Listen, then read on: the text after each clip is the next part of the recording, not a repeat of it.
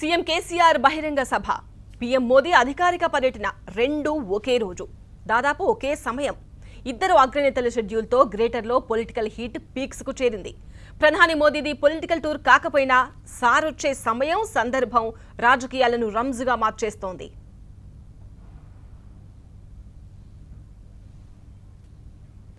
Greater ప్రచారానికి ఇంకా ముచ్చటగా 3 రోజులే మిగిలింది. కౌంట్ డౌన్ స్టార్ట్ అయిపోయింది. ఇప్పటికే పొలిటికల్ డైలాగ్స్ డైనమేట్లలా పేలుతున్నాయి. జనరల్ ఎలక్షన్స్ ను తలపించేలా గ్రేటర్ ఎన్నికల ప్రచారం ఓ రేంజ్ లో సాగుతోంది. ఆదివారంతో ప్రచారం ముగుస్తుండగా శనివారం సీఎం కేసీఆర్ బహిరంగ సభతో సింహ గర్జన చేయనున్నారు. ఎల్బీ స్టేడియంలో 30,000 మందితో సభ నిర్వహించనుంది టీఆర్ఎస్. ఇప్పటికే మేనిఫెస్టోలో ఉచిత వాటర్, పన్ను తగ్గింపుతో ప్రజలను ఆకట్టుకుంది అధికార పార్టీ. టీఆర్ఎస్ కు పోటీగా బీజేపీ, కాంగ్రెస్లు సైతం పెద్ద ఎత్తున జనాకర్షక హామీలు ఇవ్వడంతో ఓటర్లకు అన్ని పార్టీల హామీలపై ఆసక్తి పెరిగింది. దీంతో రేపు ఎల్బీ స్టేడియంలో సీఎం కేసీఆర్ సభపై అంచనాలు పెరిగాయి.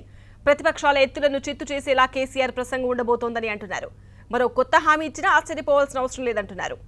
గ్రేటర్ ఎన్నికల వాతావరణాన్ని టీఆర్ఎస్ కు అనుకూలంగా మలుచుకోవాలనే వ్యూహాత్మక ఆలోచనతో కేసీఆర్ ఉన్నారు.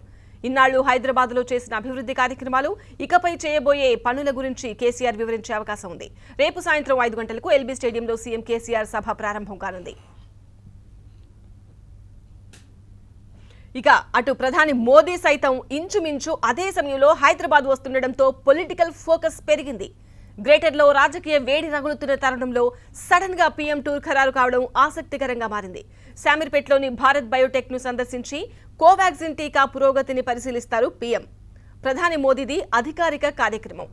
మధ్యాహ్నం 3:45 హకీంపేట్ విమానాశ్రయానికి రానున్న మోదీ సాయంత్రం 5:35 తిరిగి వెళ్లిపోనున్నారు. కేవలం 2 గంటల పాటు మాత్రమే పీఎం మోదీ నగరంలో ఉండనున్నారు. దాదాపు అదే సమయంలో ఎల్బీ స్టేడియంలో సీఎం కేసీఆర్ సభ. ఇటు సీఎం, అటు పీఎం, ఆ ఇద్దరి ప్రోగ్రామ్స్ సేమ్ టైంలో ఉండనుండడంతో పబ్లిక్ అటెన్షన్ ఎటువైపు ఉంటుందనేది ఇంట్రెస్టింగ్ పాయింట్. మరోవైపు ప్రధాని పర్యటనపై ఎంఐఎం అధినేత అసద్ సవాళ్లు విసురుతున్నారు. ప్రధాని పాత బస్తీలో పర్యటించాలని డిమాండ్ చేశారు. గ్రేటర్ హీట్ తారాస్థాయికి చేరిన సమయంలో 2 ప్రత్యర్థి పార్టీలకు చెందిన నేతల కార్యక్రమాలపై ఉత్కంఠ పెరిగింది.